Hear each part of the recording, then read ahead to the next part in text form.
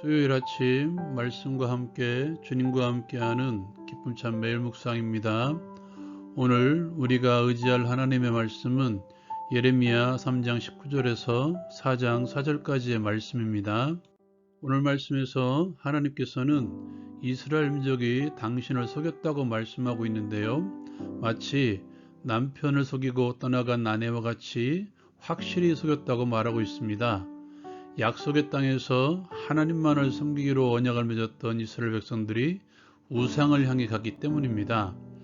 하나님께 부르짖어야 될 목소리가 산 위에서 우상을 향해 부르짖고 있었기 때문입니다. 그들은 하나님의 백성의 길에서 벗어난 자들이고 자기 하나님 여호와를 잊어버린 백성들입니다. 하나님께서는 예레미야를 통해서 돌아오라 배역함을 고쳐주겠다고 말씀하십니다. 그 말씀을 듣고 그들은 자신의 회개의 목소리를 냅니다.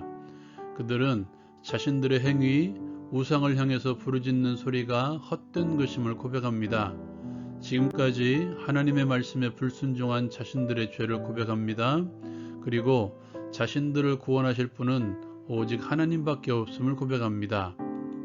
다시 하나님께서는 예레미야를 통해서 말씀하시죠. 돌아오려거든 내게로 돌아오라.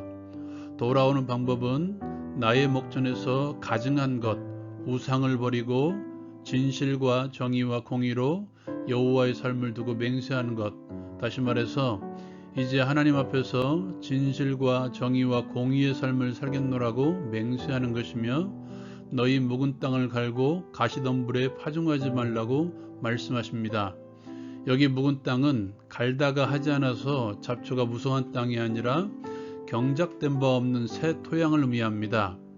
이것은 지금까지 해왔던 것을 다 내려놓고 전혀 새로운 방식으로 개혁하라는 말씀입니다. 그렇다면 가시덤불이 의미하는 것은 지금까지의 이스라엘 백성들의 삶을 의미하는 것 같습니다. 그리고 스스로 할례를 행하되 육신이 아닌 마음 가죽을 베고 나 여호와께 속하라고 말씀하십니다. 오늘 말씀에서 보면 참된 회개의 출발은 내가 누구인지 정확하게 인식하는 것부터 출발합니다. 그리스도인은 이미 예수 그리스도를 믿음으로써 회개의 과정을 통해서 죄에 속한 자들이 아니라 거룩에 속한 자들, 진노의 자녀가 아닌 하나님 나라에 속한 하나님의 백성이 되었습니다. 이것이 우리의 정체성입니다. 그러나 여전히 남아있는 옛사람의 습관들이 있습니다. 이것이 지금 현재 우리의 모습입니다.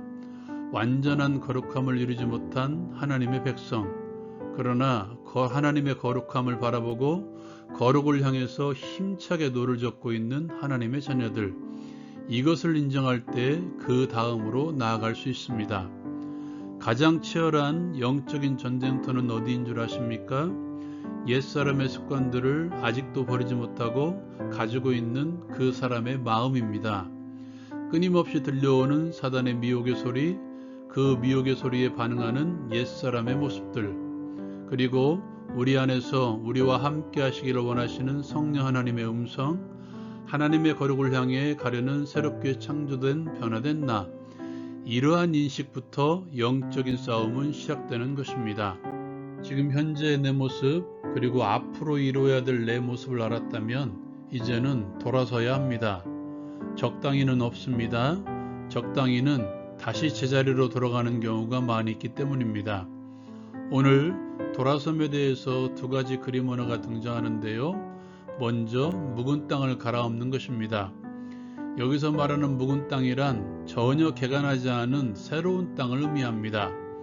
그렇듯이 예수 믿는 사람들은 그리스도의 십자가 사건으로 새 생명을 얻은 사람들입니다. 하나님께서 지으신 새로운 피조물들이 되었습니다. 새로운 피조물들은 삶의 방향이 다릅니다.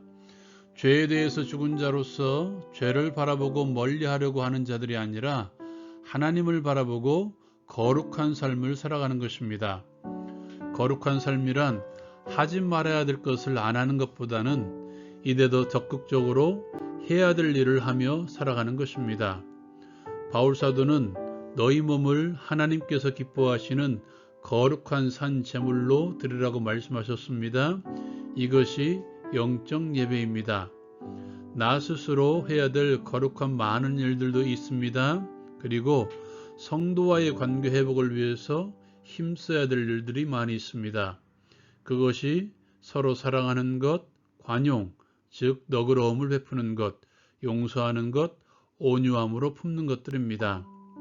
함께하는 성도와 이웃들을 향해서 해야 될 일을 적극적으로 행하며 살아갑시다. 오늘 한 가지만 실천합시다.